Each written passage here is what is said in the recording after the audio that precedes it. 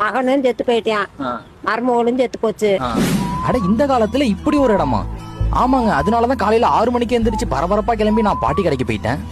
கிட்டத்தட்ட 40 வருஷமா இவங்களும் வடை பணியாரம் அப்பெல்லாம் சுட்டு வித்துக்கிட்டு இருக்காங்க. நான் முக்கியமா இந்த கடைக்கு போனது இவங்க இவ்வளவு கம்மியான பைசாக்கு சுட்டு வித்துட்டு இருக்காங்களேன்னு தான்.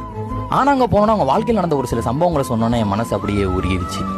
10 ரூபா சம்பாரிச்சு கொடுக்க ஆள் இல்லாம ஆத்தாப்ப வந்து கூட தூக்கிட்டு தெம்பாதி சோழவாண்டி முத்துப்பேட்டை லைன் வியாபாரத்து போய்கிட்டு இருக்கு. இப்போ இங்க முடிச்சுட்டு நீங்க வெளியே வியாபாரத்துக்கு போவீங்களா? ஆமா, போயிட்டு நைட்டு 2 மணிக்கு போவேன். 2 மணிக்கு போயிட்டு நைட்டுக்கு வீட்டுக்கு வருவேன். அது எடுங்க. ஒரு நாளைக்கு ஒரு ஊர், ஒரு நாளைக்கு ஒரு ஊர். அதோட ஆசாசையா அவங்க வளர்த்த பேர பையன் அவங்களை விட்டுட்டு போனதை இன்னைக்கு வரைக்குமே அவங்களால தாங்கிக்க முடியல. இப்போ அவங்களுக்கு சொந்தம் சொல்லிக்கிற ஒரு உறவுனா அது இந்த மணி தான். இந்த மணியை அவங்க குழந்தை மாதிரி வளர்த்துக்கிட்டு இருக்காங்க. இந்த வீடியோக்கு நீங்க லைக்கோ இல்லைனா ஃபாலோ பண்ணலனா கூட பரவாயில்ல, உங்களால முடிஞ்ச அளவுக்கு இந்த வீடியோவை ஷேர் மட்டும் பண்ணி விடுங்க. நம்ம பேஜ் மூலமா அவங்க பேர பையன் அவங்களோட சேர்ந்தாங்கன்னா இதை விட சந்தோஷம் வேற எதுவும் இல்லை. இந்த வீடியோ அவங்க பேரை நான் ரீச் பண்ணணும்னு நம்புறேன்.